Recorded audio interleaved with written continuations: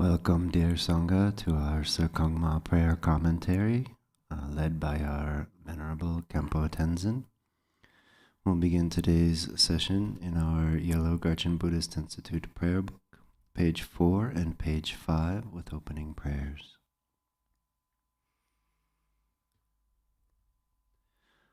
Until awakening, I take refuge in the Buddha, Dharma, and the Supreme Assembly. By the merit of generosity and other good deeds, may I attain Buddhahood for the benefit of all beings. Until awakening, I take refuge in the Buddha, Dharma, and the Supreme Assembly. By the merit of generosity and other good deeds, may I attain Buddhahood for the benefit of all beings. Until awakening, I take refuge in the Buddha, Dharma, and the Supreme Assembly. By the merit of generosity and other good deeds, may I attain Buddhahood for the benefit of all beings. May all mother sentient beings, limitless as space, have happiness and the causes of happiness. May they be free from suffering and the causes of suffering. May they not be separated from the happiness that is free from sorrow.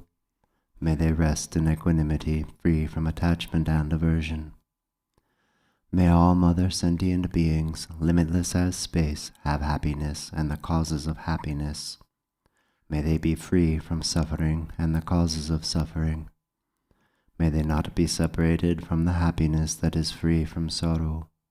May they rest in equanimity, free from attachment and aversion. May all mother sentient beings, limitless as space, have happiness and the causes of happiness. May they be free from suffering and the causes of suffering. May they not be separated from the happiness that is free from sorrow. May they rest in equanimity, free from attachment and aversion.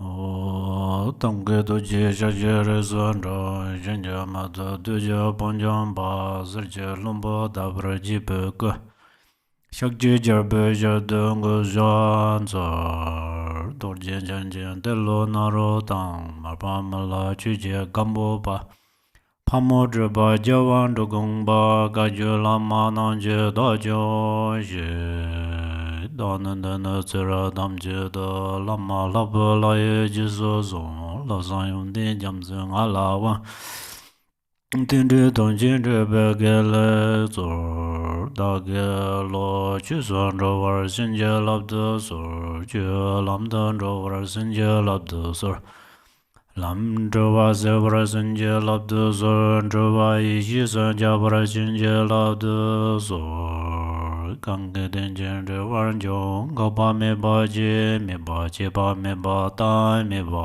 wa me ba dro me Tade du me dunje me drupa nye je je dunpa zubo sanje manan je tamba te la janzar du dunje za lama ji je kusong tu jinlam tata dake julam pe de dake temba dan sunje je tong ja jen bon drupara sunje la du zor. Grant your blessings so that my mind may be one with the Dharma. Grant your blessings so that the Dharma may progress along the path. Grant your blessings so that the path may clarify confusion. Grant your blessings so that I may transform confusion into wisdom.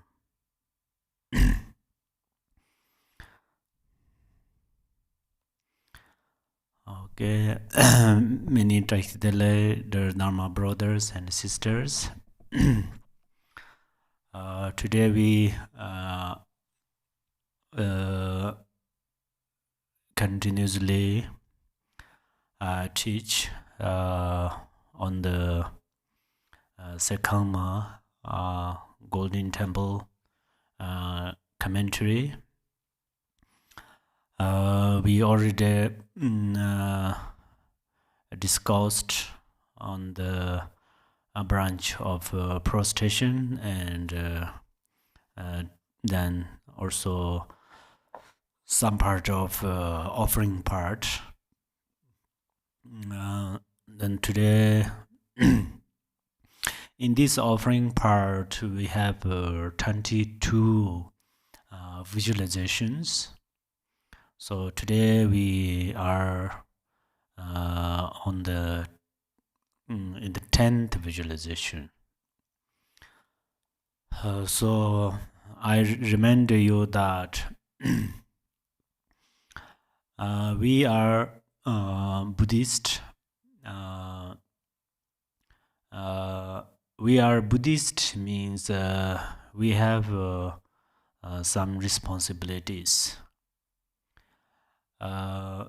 When we become Buddhist, when do we become Buddhist? Since we received refuge vow, we become Buddhist. So what is our responsibility is we often remember the kindness of three jewels, but not only remember the kindness of three jewels, then what is our responsibility is we have to practice bodhicitta and compassion, because bodhicitta and compassion is compassion are foundation of a peaceful world.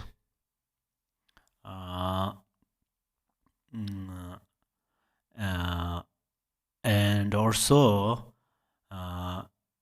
when we generate compassion, the bodhicitta, then it is great. It helps greatly our mind, because our mind, for example, our body, we need food and water and some exercise. Similarly, our mind needs compassion and bodhicitta. The reason why do we need compassion and bodhicitta? Because the nature state of our mind is Buddha. Another name is Dharmakaya. So compassion and bodhicitta and these and Dharmakaya, they have a special relation each others. Our ordinary perception, especially the aversion, jealousy, and malicious thoughts, they are not friends of our Buddha nature, because these afflictive thoughts are temporary thoughts. They are like clouds. Actually, clouds remains in space and it moves through by its space, but they are separate from space. Similarly, these ordinary thoughts and perceptions are actually stay with our nature state of mind, but they are temporary. But then what happens is these temporary thoughts are dissolved into natural state of mind. Natural state of mind will not dissolve into temporary thoughts. Why they do not dissolve them into temporary thoughts? Because temporary thoughts are not reality. And the natural state of mind is reality, changeless.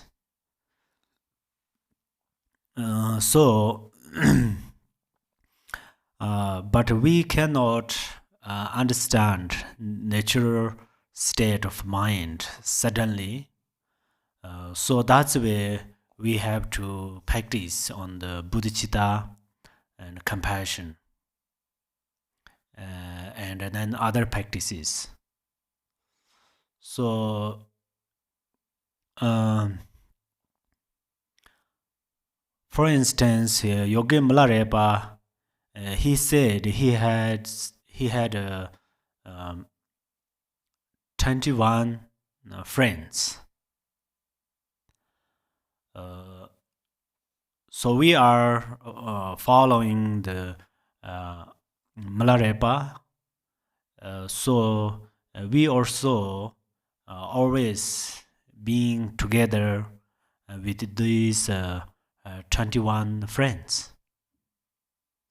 So what are them is Milarepa said that the Guru and Yidam and then Dakinis, they are the Milarepa's friend.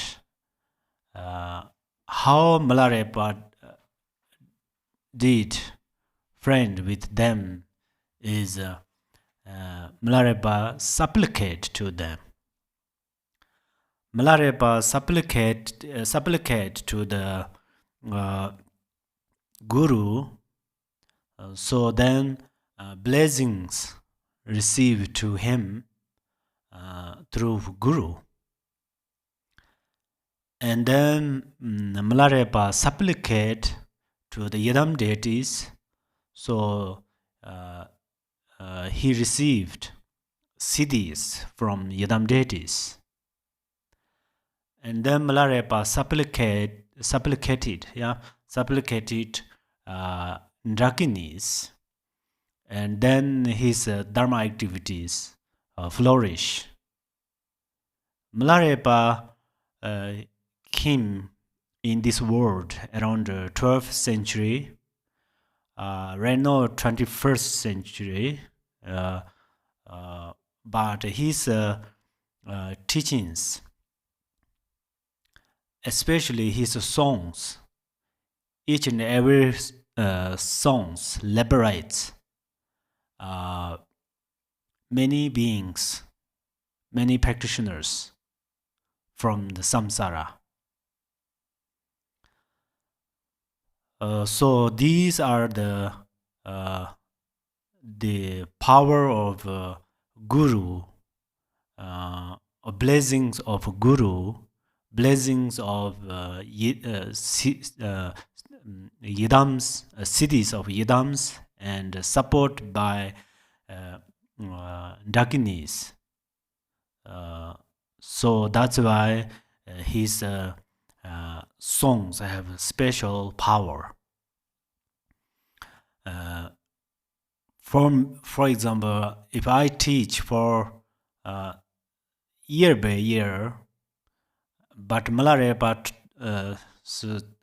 one sentence, if we compete, which can make greatly benefit to practitioners, Milarepa's one sentence could make greatly benefit to listeners. That means Milarepa understood how to supplicate to his guru, and how to supplicate his yidam, and how to ask to support Dakinis. That's when, in fact, Milarepa never separated from these guru, yidam, and Dakinis. And also, then Milarepa has had another three friends, which are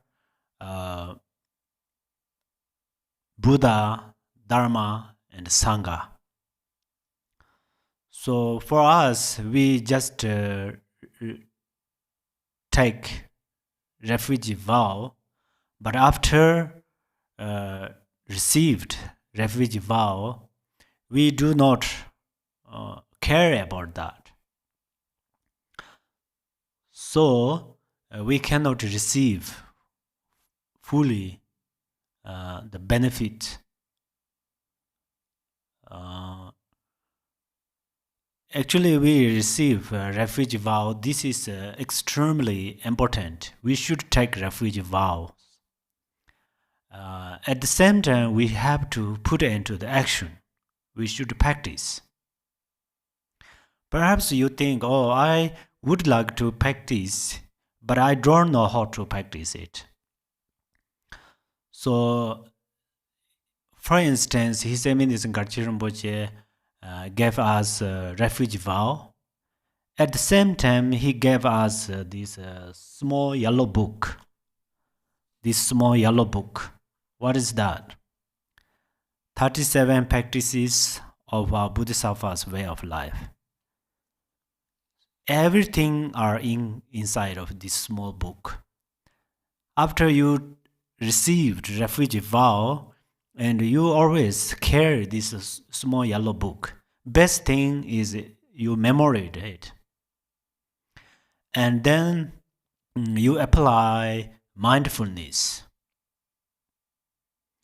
And then you can practice. This is a small book, especially you don't want to pay it. But this small book, all Buddha Dharma including here. Usually we say, oh, great Mahamudara, great Zopa Shimbo, great Madhyamaka. They are all included here. And in the simple way, we said we have to give up, we have to purify non-virtues, and we accumulate virtues. They are also including this small book. This is a very special way. I mean, for me, I'm really surprised that Rinpoche after gave refuge vow, and then he gave this small yellow book. And then what I understand is it is amazing way to benefit to us. So there are only 37 stanzas,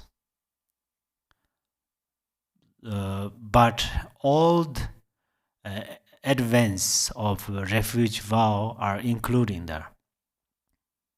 Actually, there are many ways to explain about the refuge vow, but everything included there. So in the future, you keep this yellow book, memorize it, or you record your voice in the mobile phone, and when you fly in the aeroplane or you travel to different places, you often listen it. That means you can teach by yourself. So if you practice this 37 way of a Bodhisattva, then that means you will not separate from Buddha, Dharma, and Sangha. So they are your best friend. And then Milarepa said that Sutara and Tantara and other commentaries, as well as the Nalinda masters and Tibetan Mahasiddhas, and or these Buddhist Mahasiddhas, whoever wrote commentaries of Buddha Dharma, they are the object of study.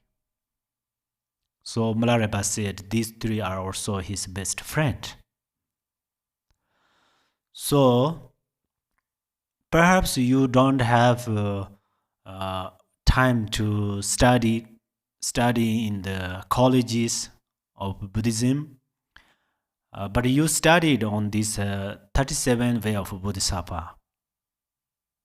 Study means you should listen and also reflect and then meditate. Usually we have circumstance separately. This is time to kind of a meditation center. This is a study center. This is something kind of a debate or reflect. Usually we have that, but these three things should practice by ours. At the same time. So sometimes we have supplication. It says, may I liberate from samsara in this area. May I liberate from samsara on this meditation question, right? And may I liberate from samsara right now. So we supplicate like that. If we have to liberate, then we have to listen the Dharma, and we have to reflect on Dharma, and we have to meditate on Dharma. And then what is the benefit? Then we understand about our five aggregates. What are there? For example, five aggregates are five family Buddhas. Chakras are the mandala of the Pure Land. And then wind and these bandus, we will understand. Understanding is also extremely important, but not intellectually understanding. Understanding, we should experientially understand.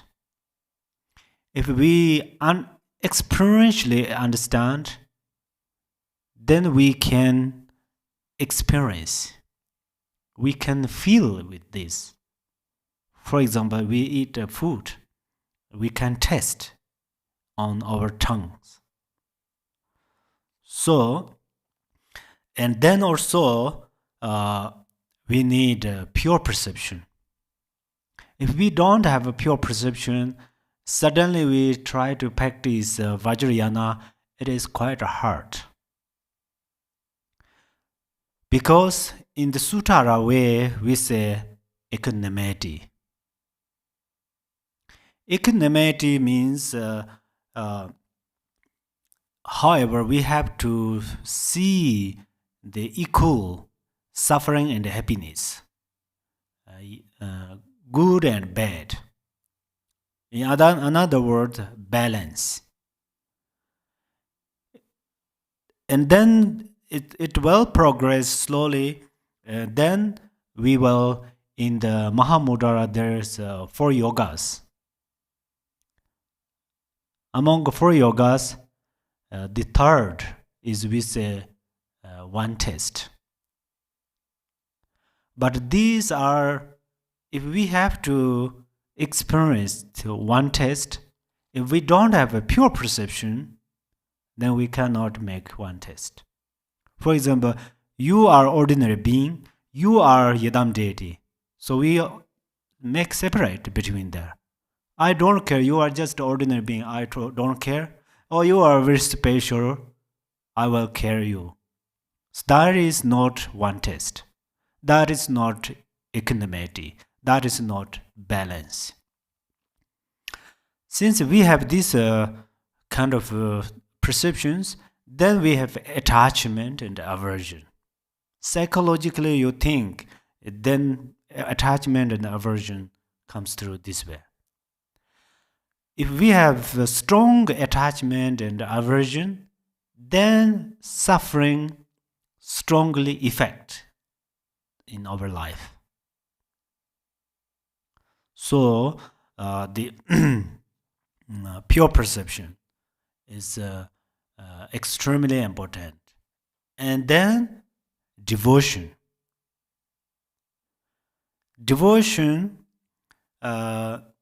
is a foundation of all the Guru's blessings. Guru's blessing is actually always received to us, but we cannot experience it without devotion. For example, the sun, since this morning, sun rays in the sky or in the space. But if you are staying in basement under the ground, then you cannot see the sunlight and you cannot experience sun's warmth. Similarly, from Guru's compassion and spiritual wisdom radiates Guru's blessings 24/7. But if we have to receive these blessings to us, then devotion is very important. And after receive them, what should we do? We should do benefit to others. If we are going to benefit others without compassion and bodhicitta, we cannot benefit others. We cannot benefit sincerely.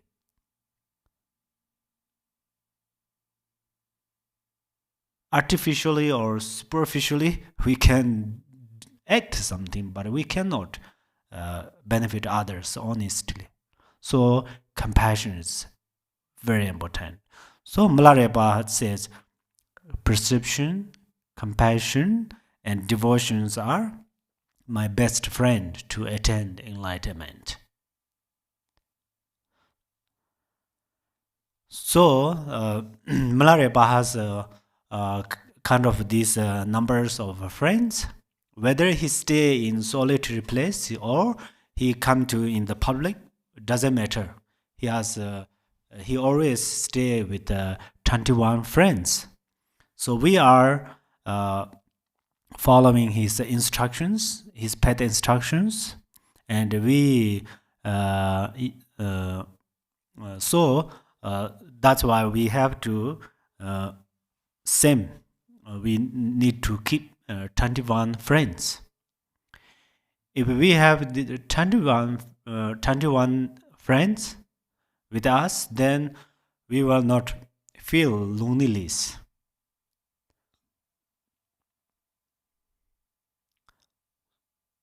Because Guru, according to the Vajrayana, Guru Yedam Dakini, according to Sutarayana or Vajrayana, Sutarayana. According to Sutarayana, we said the Buddha Dharma Sangha. So they are also inseparably remains with us. So we have to know that, and we have to practice with them. Then our practices benefit others. Automatically, it will benefit others. like sun's ray and the moonlight. The sun and the moon has no particularly thoughts that I'm going to help them, I don't want to help them, these. But it will helps. They help.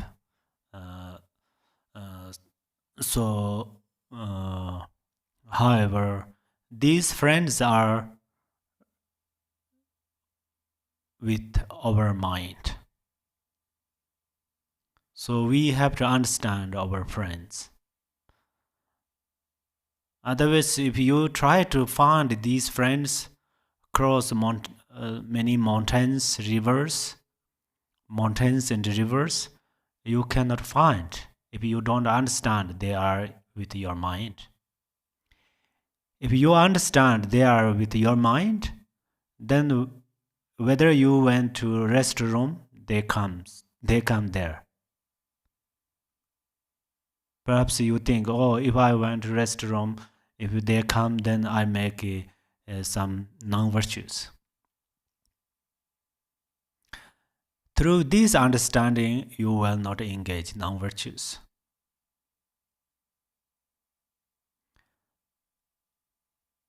Because everything are pure. So you have a pure perception. If you have a pure perception, then in this world, everything are pure object. Even your 5 aggregates are 5 family Buddhas. So usually the generation stage, when we practice generation stage, it seems we create these visualizations. Lord Jigten Sunggon said that this is not created. This is inherently exist in our mind. That's why often I told you in Vajra. On the Vajra, there are many kind of lands, many different, kind of patterns. I mean, not with different colors, but there are many different designs. That is a represent of qualities of our mind, natural mind.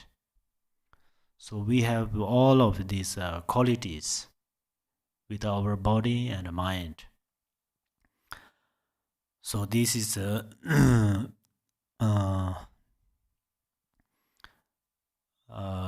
we often be mindful. So mindfulness is best meditation. So mindfulness, wherever we go, even we drink water, eating food, talking with others, if we apply mindfulness, then we can benefit others. All the action of benefit of others is Bodhisattva's action. That's why then we become Bodhisattva. We become Bodhisattvas. So Bodhisattvas are not so far from us. Yidam deities are not so far from us. Because Buddha is not so far from us. Buddha is in our mind. And then, so then in the 10th visualization, again visualize yourself as your Yidam deity. So if you have empowerment, which empowerment. For instance, if you have Tara's empowerment or Avalokiteshvara's empowerment or Manjushri or Ushinisha or whoever, you have you already have empowerment, and then you can visualize it, and then you visualize instantaneously. During the Vajikalaya, we said like a fish jump from the water. Fish jump from water. That means you don't want to visualize step by step. Instantaneously visualize yourself as Idam deity, and from your heart radiate lights that provide all pure lines.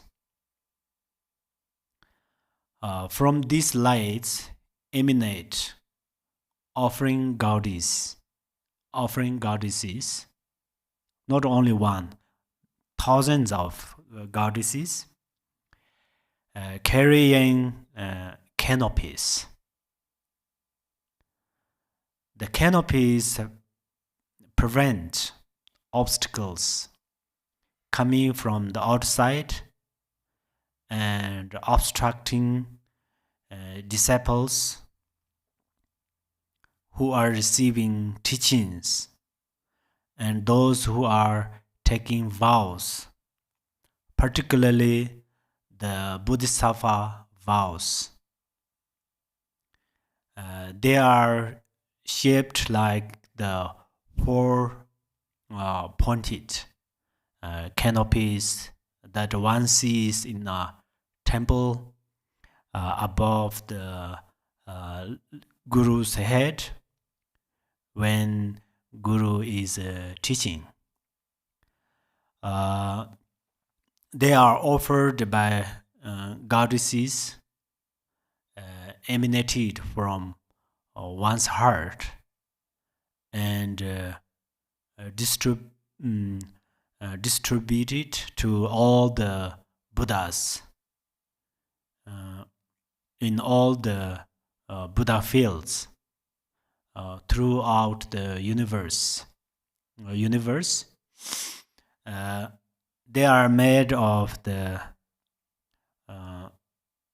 finished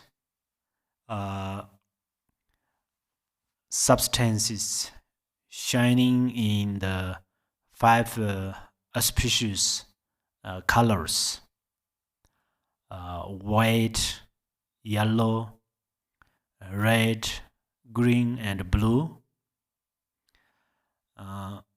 They are made of divine fabric that is woven from fibers of the wish-fulfilling tree, and they are offered in numbers equal to the particles of sand in Mount Miro, sufficient to cover the entire expanse of the sky. Their nature is of the wisdom of the Buddhas, and their function is to please all of the enlightened ones to whom they are offered, and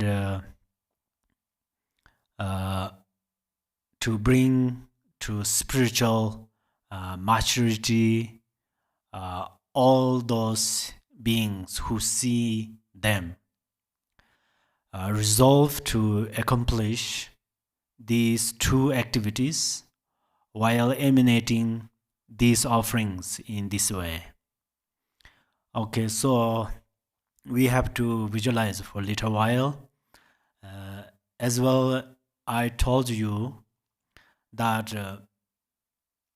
Buddha Dharma means listening, reflecting, and meditating. But we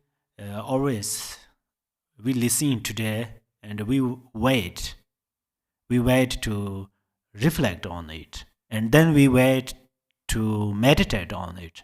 That is little mistake. I cannot say this is a very big mistake, because even if you have motivation to Dharma practice, this is wonderful. But if we waiting to practice is a little mistake. It's including laziness. So we were not sure we were able to practice because of different conditions. So right now, in this moment, you listen, after reflect on it, and then meditate on it.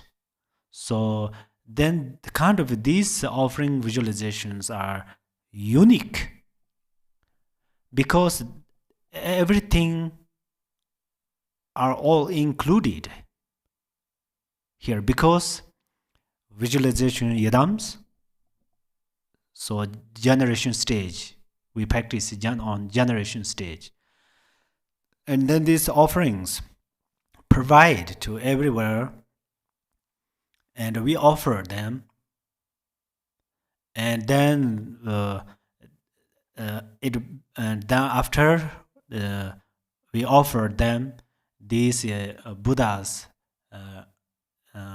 gave us bestow blessings, not only for oneself. At that time, we think all mother beings experience these blessings. That is bodhicitta practice. So I mentioned that as Milarepa had 21 friends, so we can practice with these 21 friends in this moment. Among these 21 friends, there is about channel practice and bamboo drop practice and wind practice. Perhaps you think, oh, I am not including these three. I did not mention these three. So perhaps you thought that, but this is also a little misunderstand. Because Lord Jigten Sungkun said, you keep your wind, inner winds, your channels in natural, then that is the best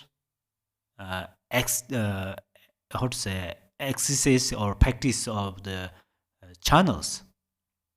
Actually, 6 yoga of Naropa, they have many process about channels, wind, and bindus. But we do them, finally what is our expectations? Our final goal is we should become enlightened. So which way we should become enlightened? Which way we were able to become enlightened? In the Buddha's supplication, it said, keep posture, meditation. And then at that time, spontaneously, inner wind or wisdom wind comes into the abdomen, below the navel. So that means your wisdom wind start to function in your body. And then we have these 3 channels. So if you sit straightly, that means main channel remains very straight. So this is the best way to practice about these channels. If this usually in the Buddha said that if you straight your body, your channels will straight. When your channels will straight, then your wind will function very straightly. And then wind move straightly through your central channel, then your mind will naturally clear. So then, if our mind is clear, then lucidity or luminosity, they are spontaneously appear from our mind. So that's why in this short period of visualization, we can practice with these 21 friends. So we have to do for a little while. Visualize for a little while on there.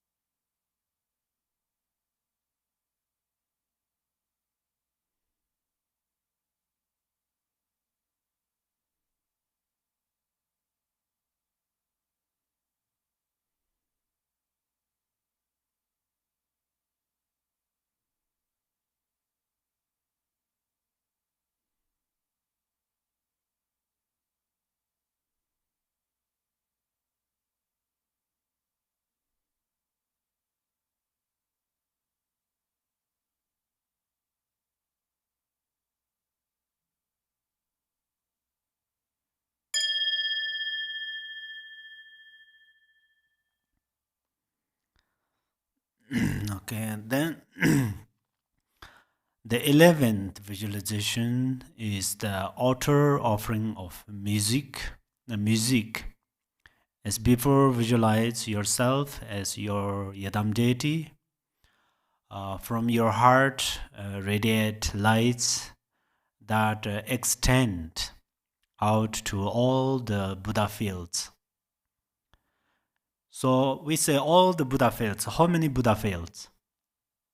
In the King of Noble Aspiration, it says, on a single atom, there are thousands of universe, thousands of Buddha fields. So it externally there. Recently, I met a friend. He told me that these days scientists they found a kind of a mosquito, very small like a fly, very small fly, but in his brain has thousands of channels. So this is very related. When he told me, suddenly I remembered this King of Noble Aspiration prayer. It says, on an atom of single atom, there are thousands of kind of particles, something. So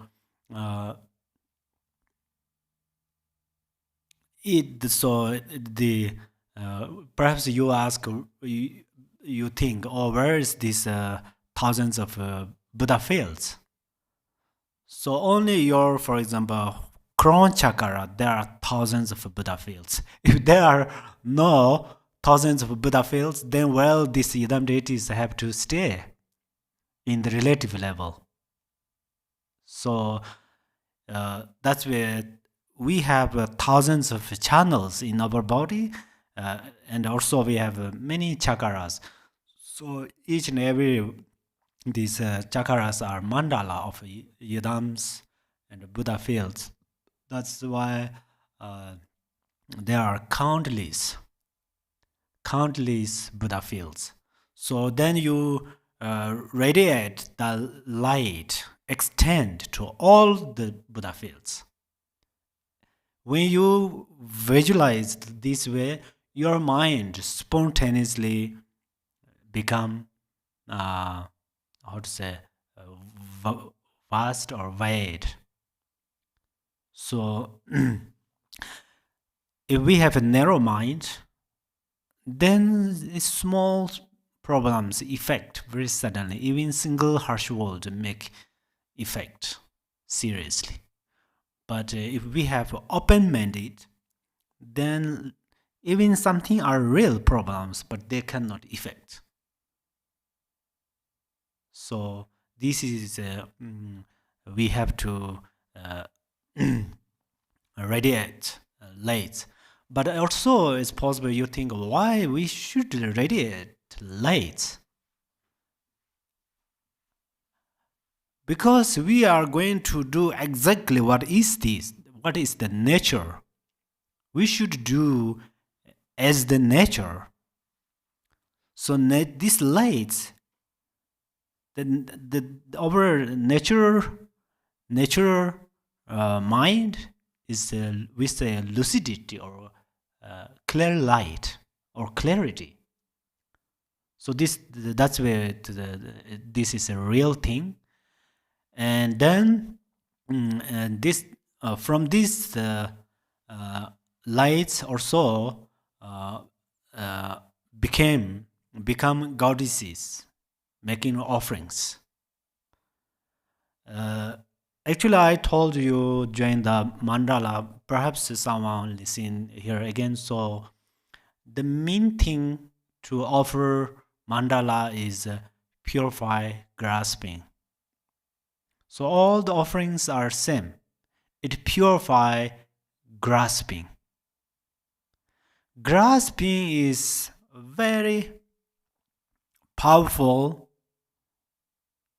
minister of king, is the minister of samsara. Who is the king of samsara? The king of samsara is ignorance.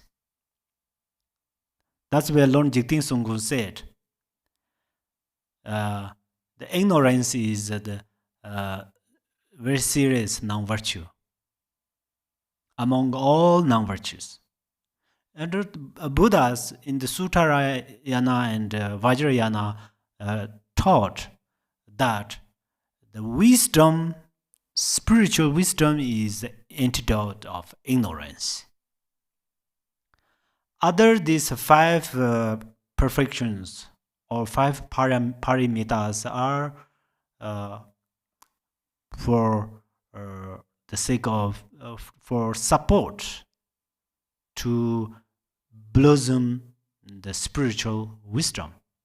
The main thing is the perfection wisdom. So, if we conquer self-grasping, then ignorance has less power. The power of ignorance will reduce. If power of ignorance will reduce, then we are quite easy to conquer the ignorance. And then self-grasping also have many friends, which are 6 afflictive emotions. So sometimes we cannot conquer self-grasping directly. That's why we separately conquer the 6 afflictive emotions. But sometimes we cannot conquer 6 afflictive emotions separately, and among them, for example, only angry has 33 branches of angry. Desire has 40 branches, and ignorance has 7 branches. So we separately understand them, and then we conquer them separately. And then we make more, or still it's quite difficult to conquer each and every these parts. Then we make separate. We go in detail and we try to purify them. And we have 84,000 afflictive emotions. That's why Buddha taught 84,000 sculptures. Why do we have 84,000 afflictive emotions? Because we have these thoughts. So, during the Buddha Dharma practice, we try to purify sometimes we try to purify the king of samsara, so which is ignorance. We directly focus on there, directly try to purify it. Sometimes we come to the purify grasping, and then these afflictive thoughts. However, we have ignorance, grasping, then for sure we have ignorance.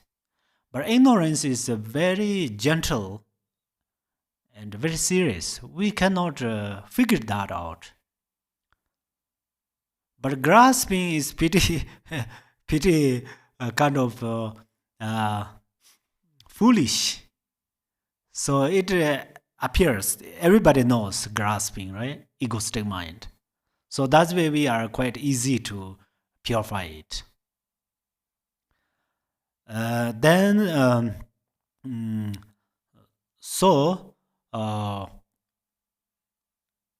in the reality, grasping is not exist. Outside of our mind, inside of our channels, within minds, wherever we check, there is no self-grasping. It is like a fabricated feeling or something. So, during the offering, usually we say offering to the Buddhas and giving, practicing generosity to the mother beings. So, However, we try to purify them. And also probably you will think that we visualize many kind of these amazing objects, and through then we offering them. Then what is the benefit? Because it not related our own like clothes and mobile phones and these things. It seems true, but if we training to offer these wonderful things, and then these other parts are very easy to what to say offer, and very easy to generosity, easy to give them away. So that's where there is special method. So each offering goddess plays a classical musical instrument, such as a vina, how to say, stringed instrument, stringed instrument with 7 strings, and a ball or bell, ball, yeah, ball, lingbu means the tip of a flute. Lingbu is Tibetan name, sorry. And various percussion instruments, such as tingsha, tingsha, small cymbals, drums, small drum, which is an instrument that is placed between the hands and produces a pleasing sound when the hands are clipped together in time with the music. So we offer music. For instance, when we use bell during our pujas, there are special meaning. Actually, bell is represents of emptiness, and Vajra is represent of compassion. So usually we recite in our sadhana, Om Sobhava Shuddha Sarvadhamma Sobhava Shuddha Ham. That means all phenomena are emptiness. So when we hold, when we use Vajra, we should remember. It reminds us, you should remember emptiness. Through realization of emptiness, even you recite only single mantra, then this merit unending, never finish. That's where Gampopa said, if you accumulate conditioned merits for 1,000 eons, if you accumulate unconditioned merit for a moment, these moment merit are greater than others, which means conditioned merit are impermanent, and they, after ripen the fruition, they will finish. We can learn with some trees. Some trees or plants, we have some here too. It takes a long time to grow, and then one year probably it grow completely. It's blossom beautiful flowers, and then after finish, then never grow other fruition something. So conditioned virtues is quite similar like that. But unconditioned conditioned virtues are never ending until you become enlightened. After you become enlightened, still you radiate rupakaya, as well as sambhogakaya and nemanakaya, and you come back again to welfare mother beings as a body of Vajrasattvas, Bodhisattvas, Bodhisattva. Then you can greatly benefit to others. So this is not I just said, okay, not my only kind of suggestion.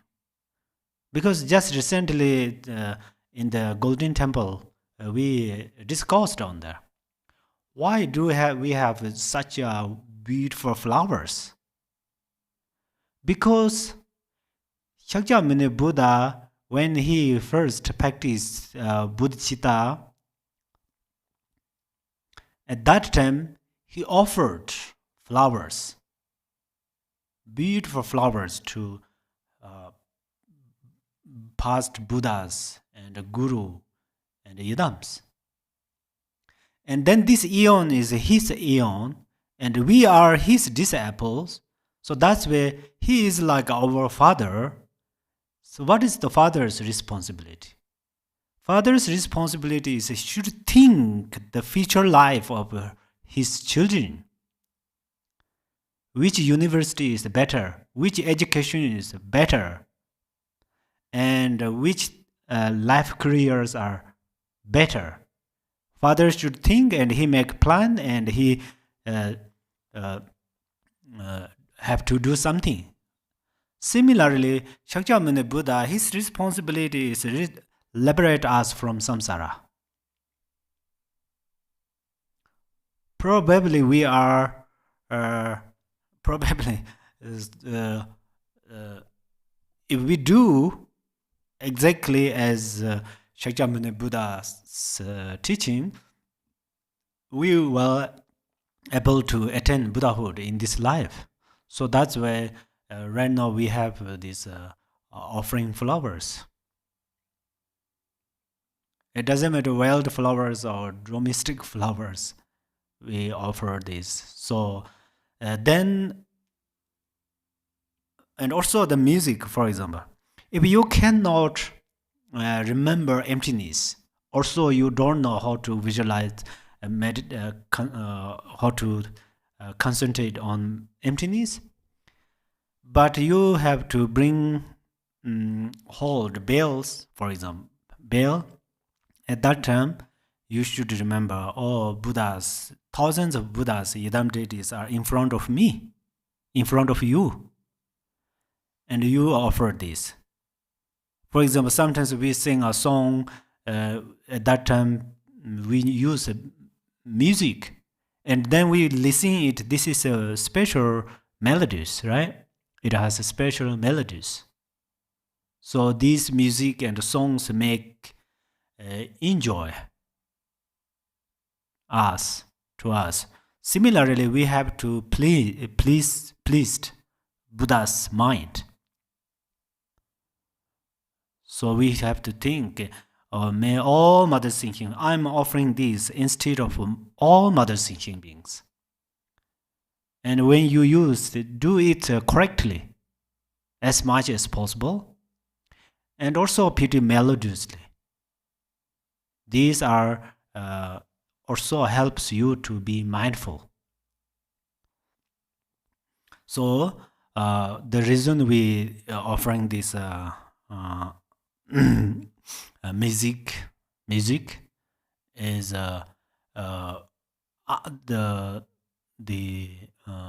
one reason is that. Another reason is we have five sins. Actually we say six, but for example 5. So we have eye consciousness, ear consciousness, ears consciousness, eyes consciousness, nostrils or nose consciousness, tongue, so forth. So this consciousness always project outside, but it make a very strong imprint. So we have to purify these imprint. What are these imprint? These imprint are like a cream of the water. The water, before water become the ice, thick ice, there are small creams like that. When we heard some sound or something, sometimes good, sometimes bad, we make many imprint on there.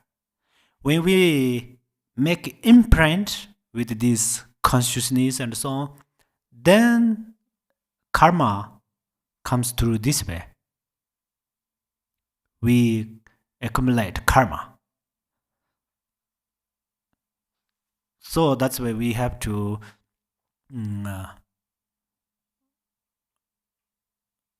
another example is if you have a water pipe like this, and through this way we pull water through this way.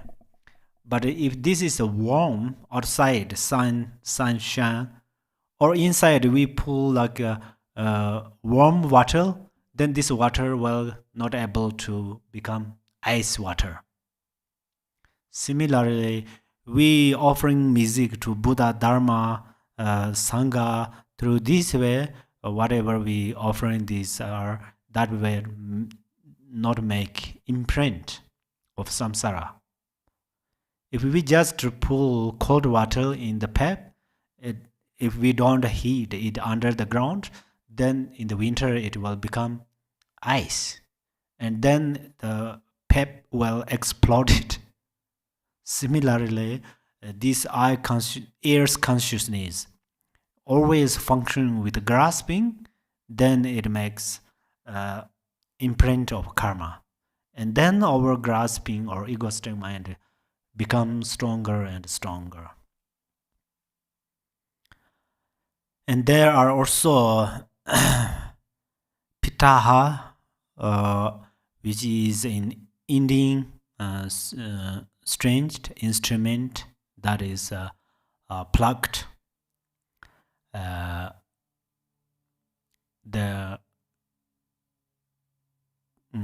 commentary text mentions that these pleasing musical instruments are included in the celestial orchestra.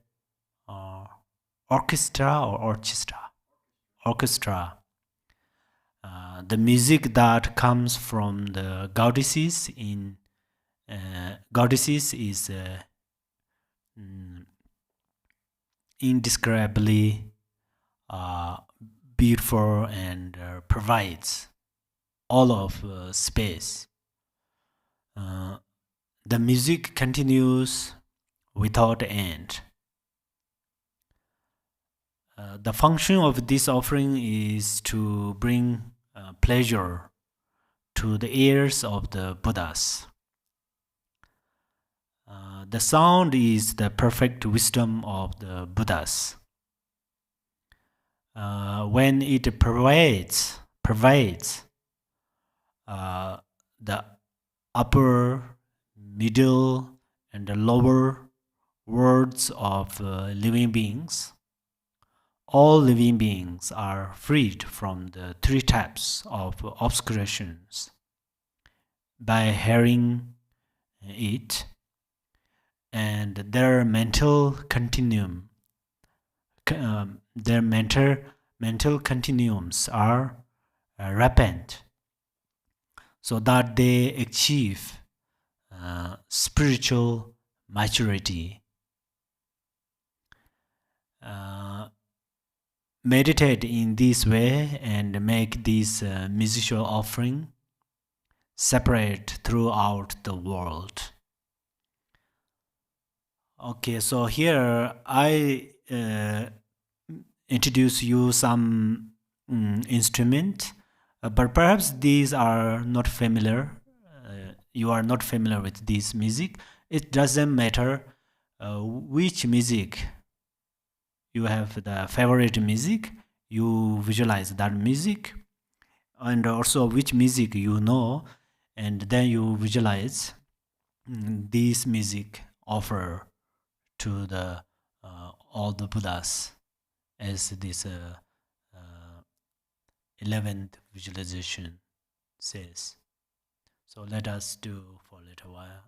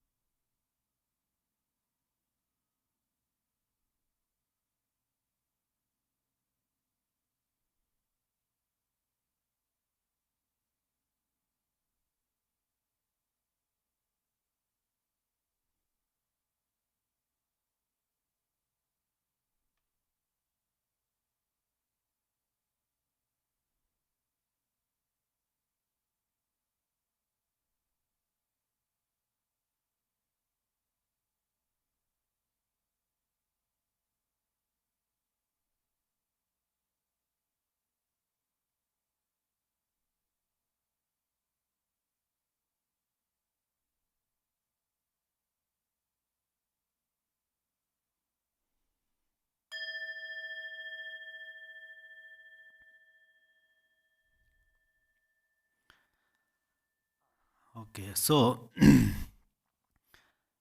as Milarepa said, even you eat food on emptiness. So the realization of emptiness is actually the great view. But emptiness also has different layers. There are lower layers, middle, and higher. So it means Milarepa mentioned about the higher realization or emptiness. Okay. So the emptiness and interdependence have a special relation. This is we have to know. For example, this is a gown. So this is a gown. We see this is object of our eyes. But the sound, where is this sound? If we make a very small piece and we search sound, we cannot sound it. And the outside we search, we cannot. And this shape or wherever, this color, we cannot find sound on there. But or something touch, then it will come in. My hand, two hand hold this, but still sound doesn't come in. But I slightly hit, then sound comes. So Nagarjuna said that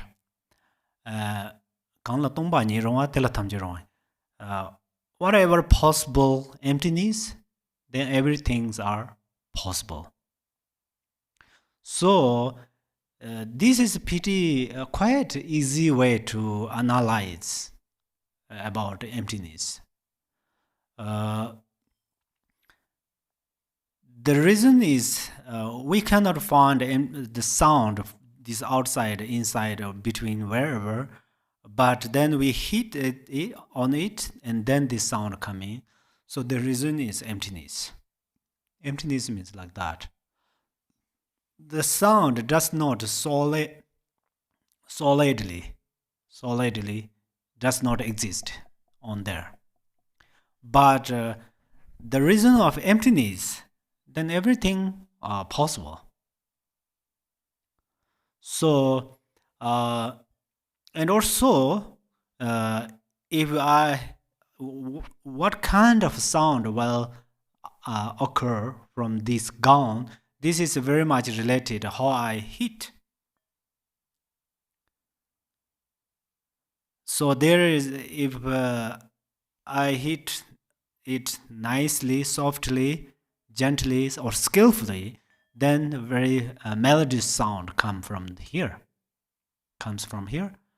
But if I hit very strongly, unskillfully, then noisy or some unpleasant sound come from there. So only this small object has many kind of sound. We can apply many kind of sounds out there. So our mind is like that.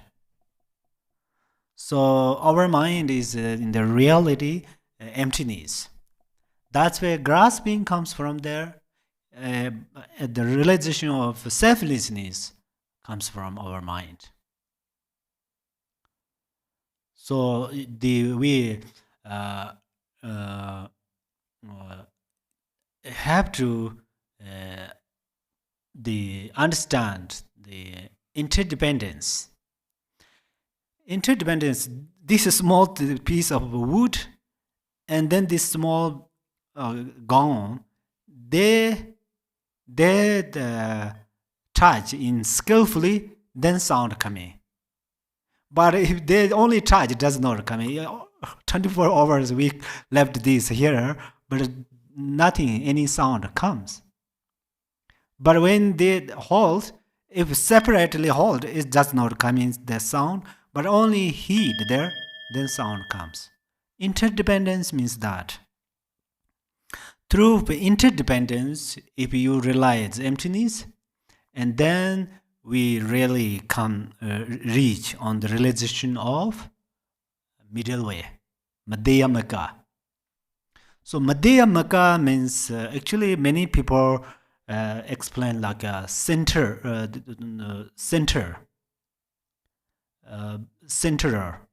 But it is not only centerer. The Madhyamaka means actually completely pure.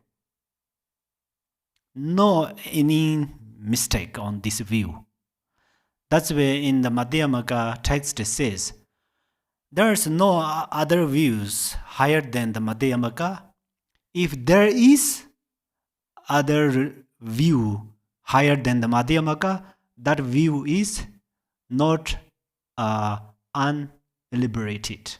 This is how to say opposite of unliberated. Liberated. So this view and Mahamudra view and Dzogpa Chimbu view, they're all different names but same meaning. Actually, Mahamudra we call Chaja Chimbo. Chaja, it has also different layers.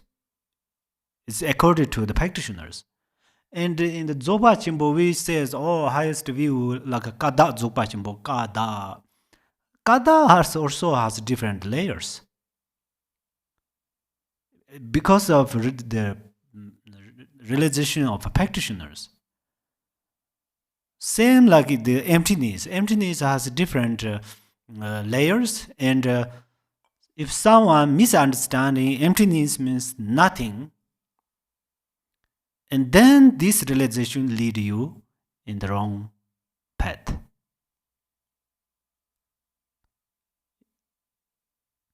Where? Because we have two views. In the relative level, our view is we trust karma. But if you misunderstand on the emptiness, then you think, oh, there's no karma because emptiness. That's why in the Heart Sutra, I thought that Heart Sutra, in this Heart Sutra, but the Heart Sutra repelling part, it says, don't something, that means you reflect on profound meaning and then say a word. And then Indra king conquers Mara. Similarly, you can conquer Maras. It clearly said that. That means we have to remember, we have to reflect on profound meaning, whatever we do. I mean about Dharma practice. If we don't remember profound meaning, still there has benefit. I don't mean there is no benefit. But this benefit is a very small benefit. Sometimes we are dissatisfied with this benefit. When we are dissatisfied with this benefit, then we start to arise wrong view. Oh, I practice Buddha Dharma long term, no benefit. It does not mean Buddha Dharma hasn't benefit. It means your way of practice, you could not bring benefit. So, I don't mean I know everything, profound meaning, but what I can say is, we have to know profound meaning, and then if we practice, it will greatly bestow benefit us.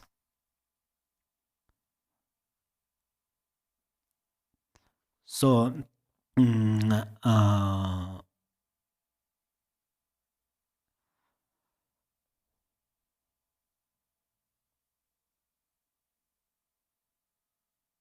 that understanding has also different layers. For instance, first we understand, for instance, jealousy. Oh, jealousy is a very negative emotion, negative thought. This is that means we understand jealousy. But this understanding cannot liberate us completely, because it means we block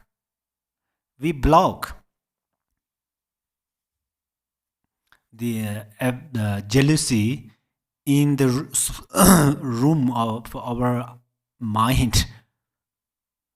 So one day it comes. If your room has a snake, you don't bring it out. You just block the small hole, something. It's same like that. And then during the then how we we will understand is the essence of jealousy. We should understand the essence of jealousy. When we understand the essence of jealousy, then from jealousy radiate what?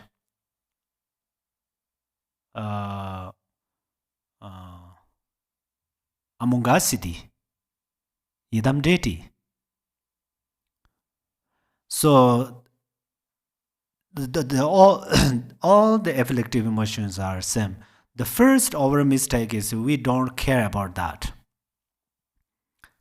That's where we collected many negative karmas through emotions. But then we started to practice Buddha Dharma, then we see those mistakes. So we try to block them. This is pretty good, but only we block them. We cannot liberate completely.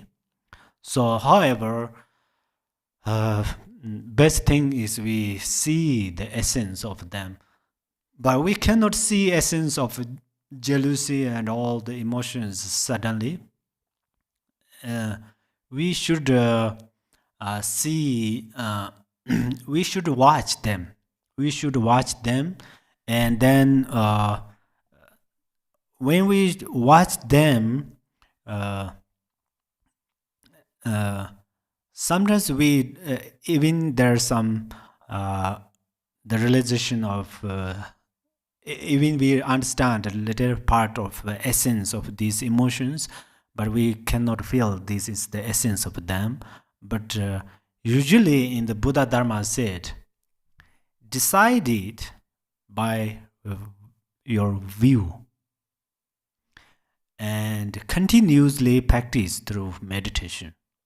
So we continuously meditate. The diligence is so important. So continuously meditate on there, and then one day they cannot long reign. They cannot go with us for long way, because when we meditate on natural state of mind. So this is a reality, but these temporary thoughts are very temporary, as a candlelight in the storm. So very easily we purify, and best thing is we try to understand the essence of all the emotions. Then in the Gambapa said that we are banned ourselves as what is called that butterfly, caterpillar, right? Caterpillars, they are what is called? We recently worked. Cocoon. Yeah, the caterpillar bind themselves as a cocoon. And also you can liberate by yourself as a snake or anti, right? So if we make knots, a snake, and throw in the space, then it's untie itself. So that's where our mind has actually our mind has no true face, but our mind in another way we bind ourselves, which means we apply egoistic mind. And another way we can liberate, because we realize selflessness. So everything is in our hand. That's why Buddha said, you are your own protector. Someone misunderstand that. Oh, Buddha said you are your own protector. That's why you need an egoistic mind. This is a misunderstanding. Through way of Dharma practice, you can liberate by yourself. Then perhaps you think, oh, if you can liberate by yourself, then you do not need yidams, guru, especially guru. This is also a misunderstanding. Without a guru, we cannot liberate.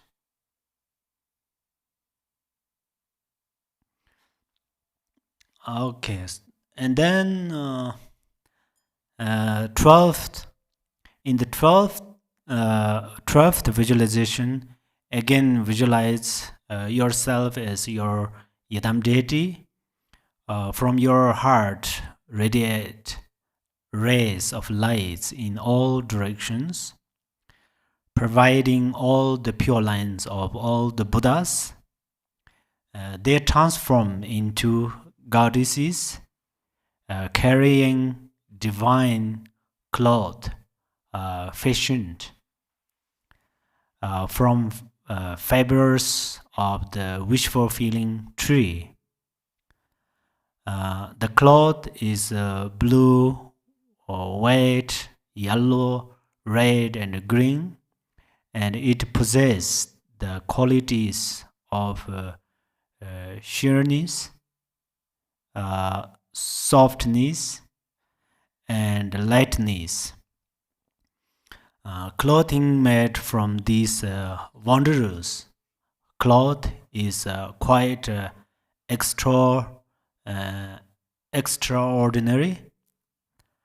Offering of these cloth are made in sufficient quantities to cover the sky, and the offerings continue uninterrupted so long as the phenomenal world continues to exist. The function of this offering is to bring pleasure to the tactile sense of the enlightened ones. Its essence is that of the perfect wisdom of the Buddhas, as it goes out to all the realms and is seen and touched by living beings. Their three obscurations vanish, and their mental continue repent so that they attain spiritual maturity. Extend this offering to all the Buddha fields and all the realms of living beings. Contemplate that each and every Buddha is offered whatever piece of divine clothing are pleasing to them. So let us visualize on it for a little while.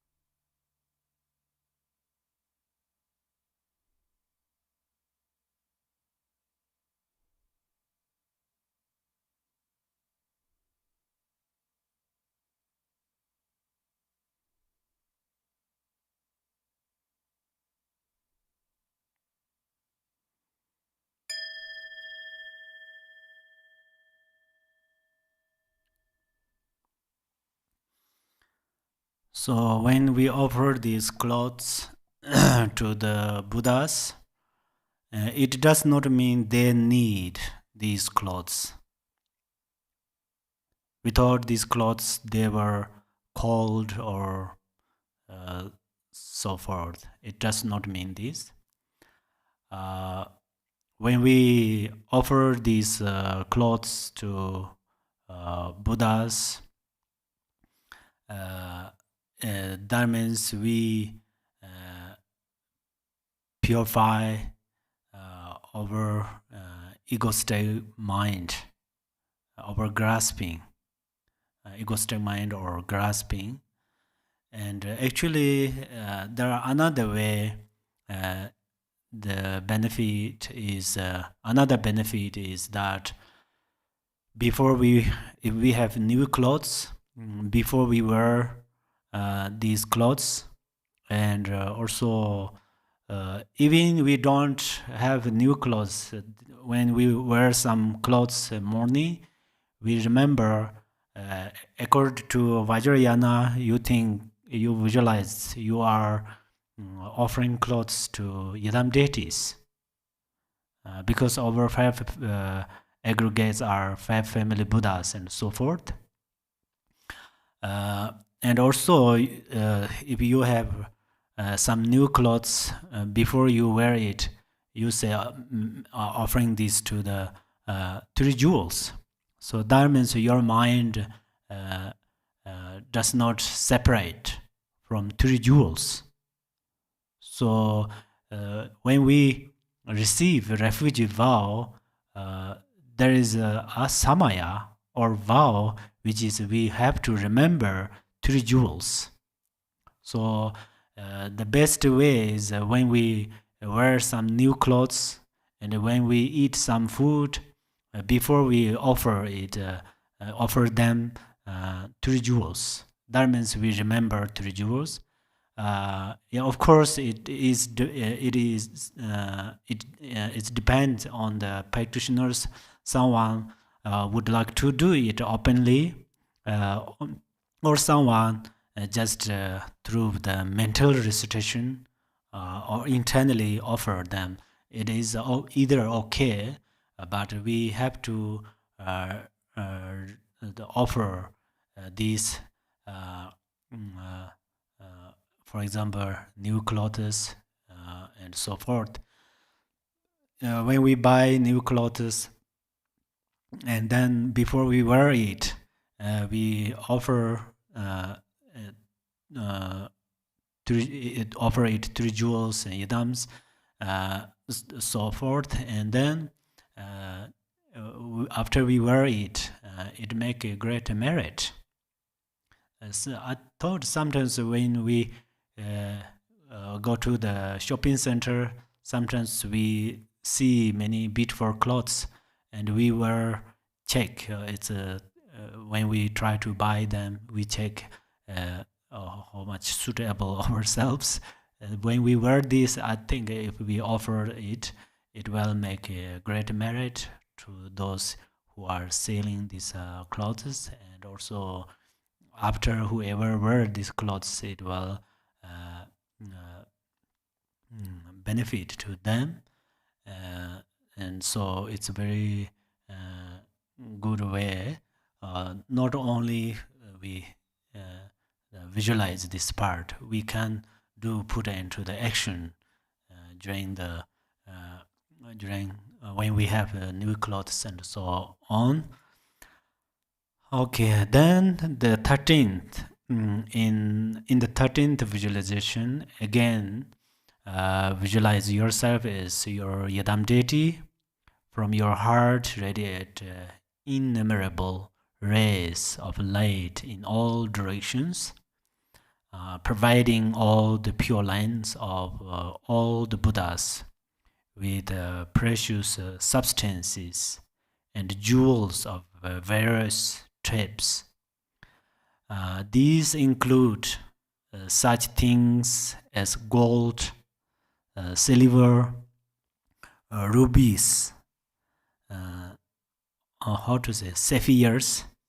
sapphires,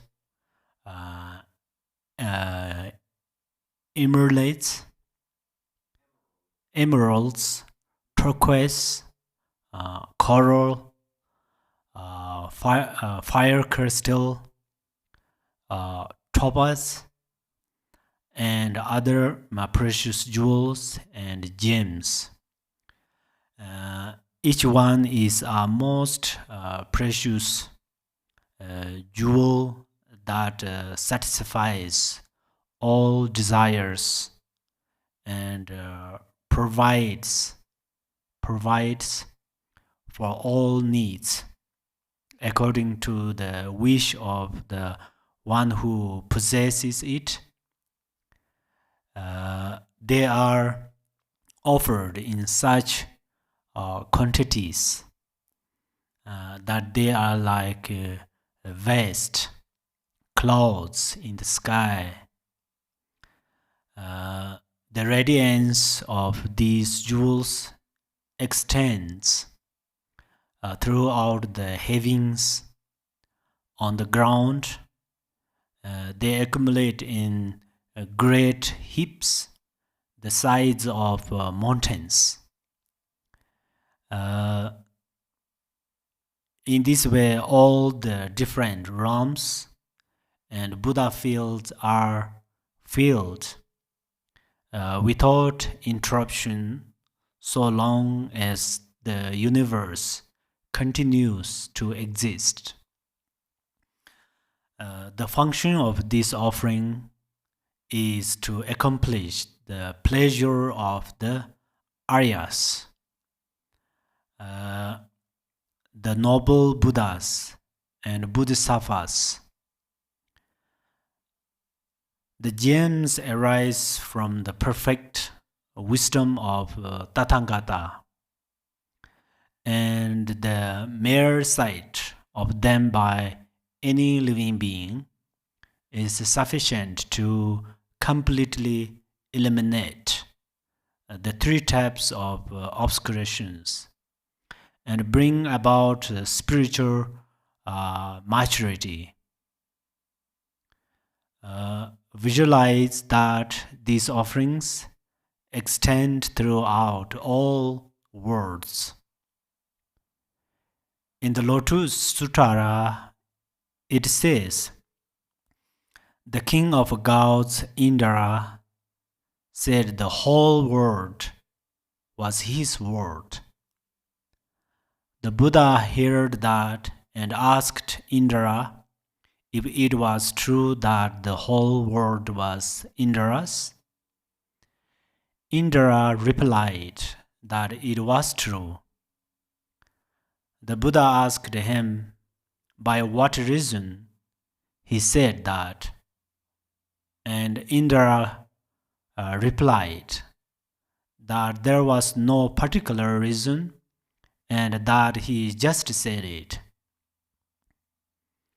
The Buddha told him that the whole world was not Indra's world, because when Buddha practiced bodhicitta and took birth as bodhisattvas in his previous lives, he undertook many hardships through auspicious interdependence, and that this world was the result of that. And that's why this world has many precious gems. All precious gems occur through the blessing of many Buddhas and Bodhisattvas. When you make statues, it is best to make them from materials like gold and gems, if possible. If you don't have these, it's fine to make them from medicinal flowers and plants, sandalwood, and so on. If you make it from clay, then grind and mixed medicinal flowers and plants, sandalwood, and so forth. With the clay, Nagarjuna made a statue of Tara from sandalwood. And there is also a statue of the Buddha in Bodh Gaya made of many special ground medicinal plants. This is the middle quality for statue materials. The lowest is cloth, bark, and so on. That is also acceptable. The Manjushri root Tantara says that silk and other types of cloths are okay for making statues or tangas. So we made them through sincere motivation. This is also including offering.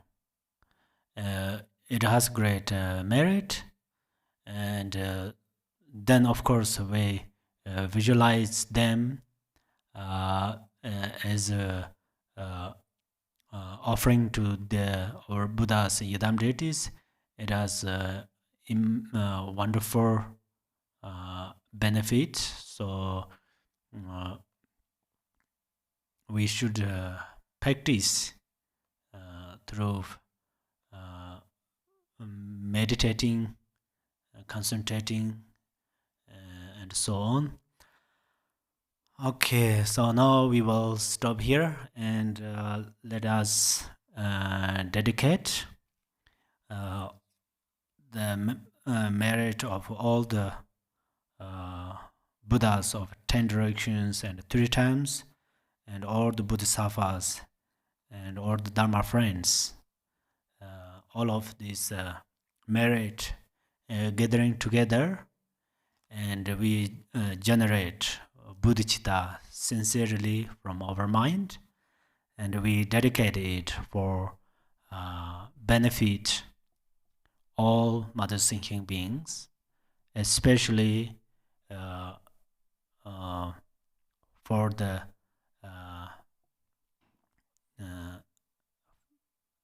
our gurus' activities flourishing in the whole universe, and it make benefit all mother thinking beings. Okay. Chancho sencho renpo che ma je panan je jor che je ba nyam ba me ba yang gong ne gong de be var jo. May bodhicitta, the precious and supreme mind, arise in whom it has not yet arisen. Where it has arisen, may it not decline, but ever increase higher and higher.